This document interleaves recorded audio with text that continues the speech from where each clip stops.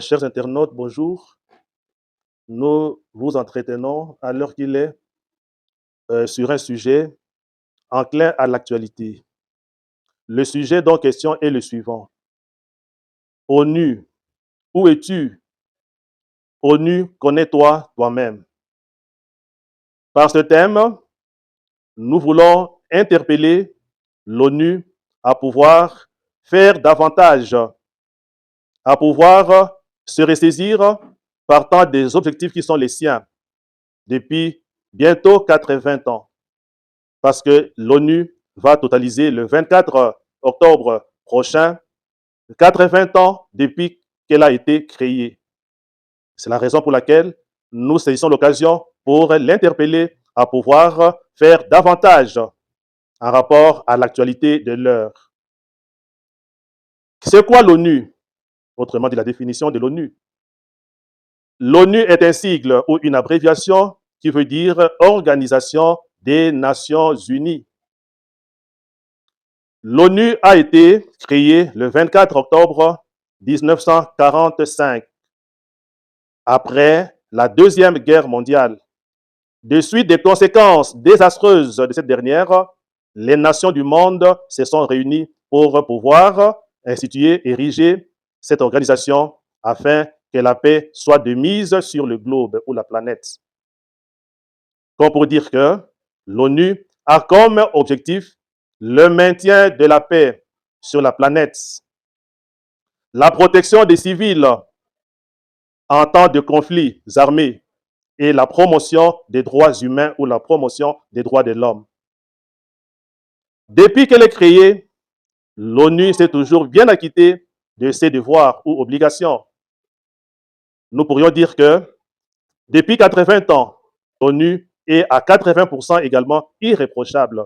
À présent qu'elle chemine vers son centenaire, dans 20 ans, elle aura accompli 100 ans. Et depuis lors, à 80%, disions-nous, elle est irréprochable. Elle doit être bien cotée et elle mérite des jets de fleurs. Quelles sont les raisons qui militent à ce que l'ONU soit bien cotée à 80%?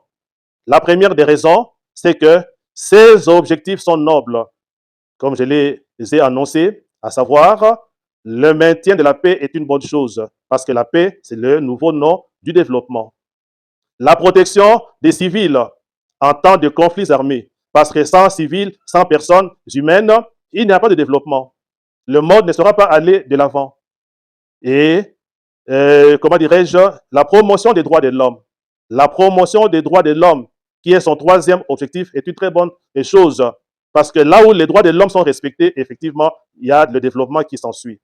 Donc, par rapport à ces objectifs, l'ONU est irréprochable et elle est vraiment à la page.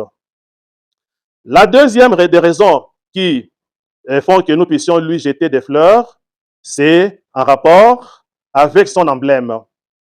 Son emblème, comme nous le savons tous, c'est la carte du monde ou le globe entouré des rameaux d'olivier qui symbolisent la paix. La troisième des raisons, c'est que l'ONU a un drapeau intéressant, le drapeau bleu clair, et qui a en son centre, n'est-ce pas, et la carte du monde, et puis surtout les rameaux, les deux dans les rameaux d'olivier, pour signifier la paix. Et puis la couleur bleue qui veut dire la neutralité, la paix, l'innocence. La quatrième des raisons, c'est que l'ONU est bien structurée. L'ONU compte 6 organes en son sein. Je m'en vais les citer rapidement.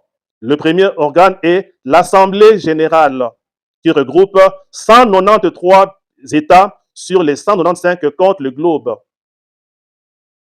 Comme pour dire que, partant de l'Assemblée générale, on voit déjà la volonté de pouvoir être ensemble parce que l'union fait la force.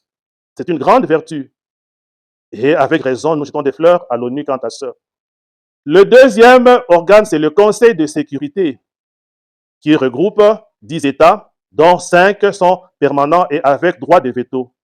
Les 5 États sont, nous avons la Russie, nous avons le Royaume-Uni, nous avons les USA, nous avons la Chine et nous avons la France. Le troisième organe, c'est le secrétariat général, qui a toujours eu à sa tête des secrétaires généraux de grande envergure, des grands secrétaires généraux qui ont toujours été à la hauteur de leurs tâches, ne serait-ce que partant de l'organisation administrative dont ils sont auteurs et partant des différents messages qu'ils adressent au monde à l'occasion des différentes journées internationales. Le quatrième organe de l'ONU, c'est la Cour internationale de justice établie à La Haye. Et une cour qui a pour fonction régler les différends juridiques entre États, statuer sur les différends juridiques entre nations, entre États, ce qui est une bonne chose. Le cinquième organe, c'est le Conseil économique et social. L'ONU a en son sein un Conseil économique et social, ce qui est une très bonne chose. Par exemple, qui intervient en cas de crise humanitaire, qui intervient dans des campagnes de tout genre, en rapport, par exemple, avec la reproduction, n'est-ce pas, la reproduction humaine. C'est une très bonne chose, qui est un Conseil économique et social, en sigle, le COSOC, l'ECOSOC. Et le sixième organe, c'est le Conseil de tutelle, qui est devenu inactif depuis les indépendances des nations. Un conseil de tutelle qui est devenu inactif. Comme pour dire que partant de ces 6 organes, l'ONU est bien organisée, l'ONU est bien structurée. Car cela ne tienne, malgré tout cela, toute cette organisation qui est de taille, l'ONU, malheureusement, 80 ans après sa création, montre de certaines failles, de certaines lacunes. Je m'en vais seulement en énumérer quelques-unes, et 4 plus ou moins. La première des lacunes qu'accuse l'ONU, c'est le déséquilibre dont elle fait montre partant du Conseil de sécurité, qui a 10 membres avec 5 États permanents et des États qui sont des grandes puissances et qui ont un droit de veto. Et parmi eux, aucun État africain. Il n'y a que des grandes puissances. C'est une grosse lacune, c'est une discrimination. C'est l'application de ce que l'on appelle la loi de 2 poids, 2 mesures. Ce qui ne peut pas se justifier 80 ans après. 80 ans, c'est l'âge de la grande sagesse. C'est l'âge, n'est-ce pas, de, comment dirais-je, du rayonnement. Mais on rencontre une telle lacune qui n'honore pas du tout l'ONU. La deuxième lacune, c'est la dépendance financière à l'endroit des États. Qu'est-ce que l'on remarque? Pour la plupart des cas, ce sont les grandes puissances qui cotisent pour le fonctionnement, alors que les petites puissances, les autres États traînent le pied. L'ONU ne sait pas, comment dirais-je, avoir au même moment ce qu'il lui faut pour son budget et planifier les différentes opérations comme cela se devait. La dépendance financière, l'ONU qui n'est pas autonome financièrement. La troisième lacune ou reproche que l'on ferait à l'ONU, c'est l'impuissance au regard de certains conflits qui sévissent dans le monde. L'ONU a par moment affiché une certaine impuissance, une certaine lenteur, par exemple, dans ses interventions, alors qu'il y a des pertes en vies humaines, alors qu'il y a des violations, alors que les droits humains sont sabotés. L'ONU parfois intervient avec retard. Et la quatrième lacune, ce sont les inégalités, comme je l'avais souligné aussi un peu en premier lieu, dans la première lacune ou premier reproche. Les inégalités entre le Nord et le Sud.